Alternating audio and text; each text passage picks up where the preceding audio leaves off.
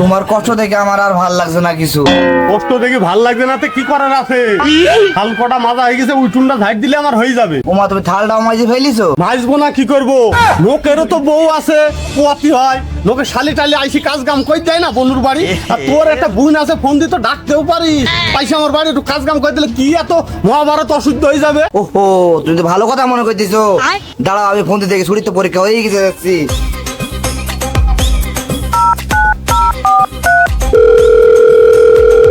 মারিয়া, কি তুই আমাদের বাড়ি আসছি? তো দুলা ভাই হাই উত্তুস করছে, তাড়াতাড়ি আইবো না, আমি আর পাচ্ছি নি। आ गई माल आ আপা আসো, আপা দুলা ভাই, আপা আসো। ও তুই আইসি, আয় আয়, ফ্যানের তলায়, ফ্যানের তলায়।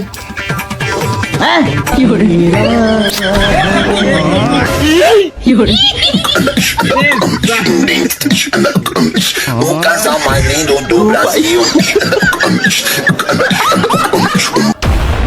কি রে, ওদেরকে ঝাড় দেওয়া হয়েছে না নাকি? এখন কখন গিয়েছে?